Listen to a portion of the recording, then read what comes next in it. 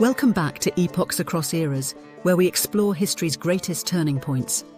In this episode, we dive into the collapse of central authority during the Eastern Zhou period. After centuries of order under the Western Zhou's feudal system, cracks began to show. Nobles became more powerful than kings, loyalty turned into rivalry, and warlords began carving out their own territories. The Eastern Zhou kings retained their titles, but lost their power. What caused this collapse, and what emerged from the ruins? From the fall of the capital to the rise of independent states, this period marked the end of royal supremacy and the beginning of an age of chaos, philosophy, and transformation. Let's uncover the story of how central power fell apart. Imagine a king who wears the crown, but commands no one. That was the fate of Zhou rulers during the Eastern Zhou period.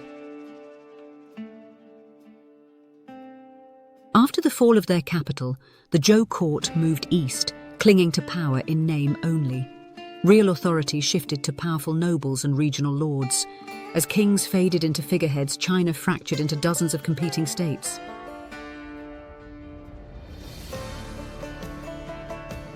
This wasn't just a political crisis, it was the dawn of an age that would redefine Chinese thought and warfare.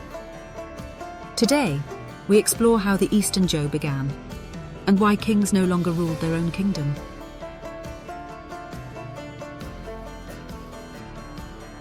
The Western Zhou had governed China through a feudal system that once ensured stability. But by the 9th century BCE, noble families grew too powerful. Over generations, their loyalty faded. Some began ignoring royal commands, building personal armies, and forming alliances that threatened the central court. The breaking point came in 771 BCE, when the capital at Haojing was attacked by invading forces, possibly aided by discontented nobles. King Yu of Zhou was killed, and the capital burned. The royal family fled eastward to Luoyang in the Yellow River Valley, marking the start of the Eastern Zhou Dynasty. While the Zhou kings continued to hold the throne in name, real power had shifted.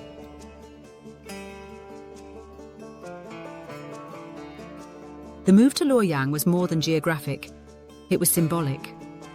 The once mighty Zhou kings were now figureheads, presiding over a fragmented realm.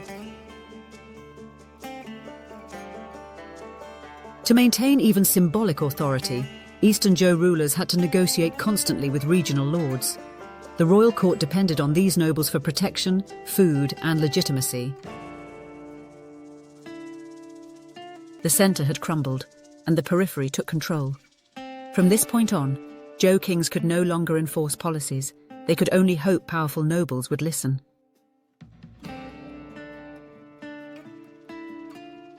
As the Zhou court weakened, regional states, originally loyal fiefdoms, began acting like independent kingdoms.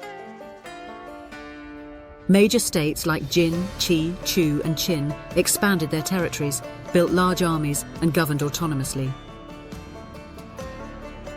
These lords no longer sought permission from the king. They made their own alliances, waged their own wars, and even crowned their own kings.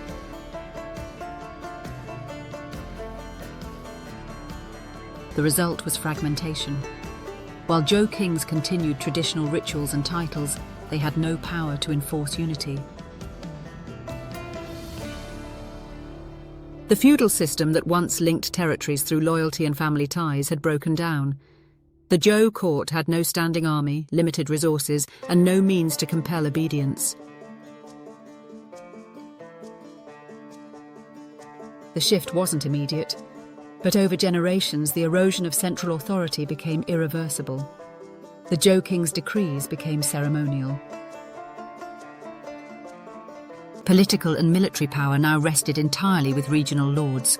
These lords began hosting diplomatic summits, forming military coalitions, and even deciding succession disputes, all without the king.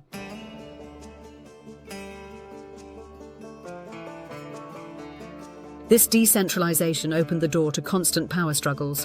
While some periods saw temporary peace and cooperation, the The overall trend was toward rivalry and warfare. The spring and autumn period had begun, a time of noble houses battling for dominance, while the Zhou king watched from the sidelines. While the Eastern Zhou era marked a collapse of royal authority, it also became one of the most transformative periods in Chinese history. Political chaos created a fertile ground for new ideas, philosophies, and reforms. Without a strong central government, regional states competed not just through warfare, but through innovation. States like Qi and Wei experimented with administrative reforms, legal codes, and merit-based appointments.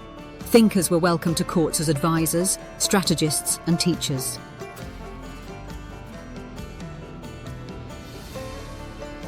This competition for talent sparked a golden age of philosophy. The period also gave rise to the 100 schools of thought, where Confucianism, Taoism, legalism, and other philosophies emerged in response to political breakdown.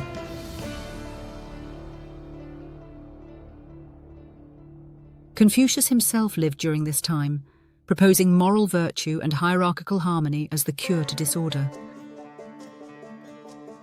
In this way, the Eastern Zhou was more than just decline, it was reinvention.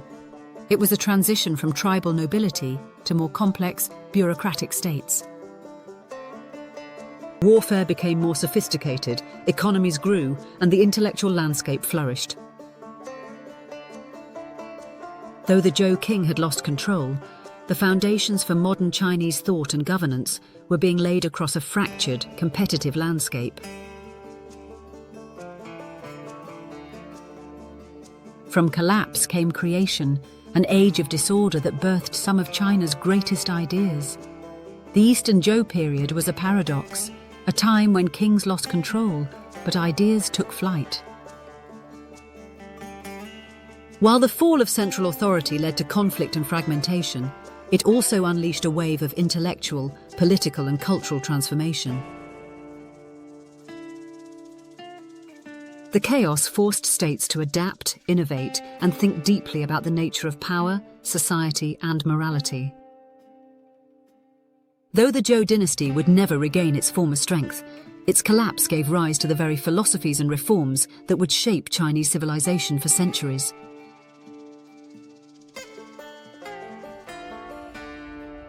In the ruins of royal authority, China found the seeds of renewal. The Eastern Zhou may have been an end, but it was also a beginning.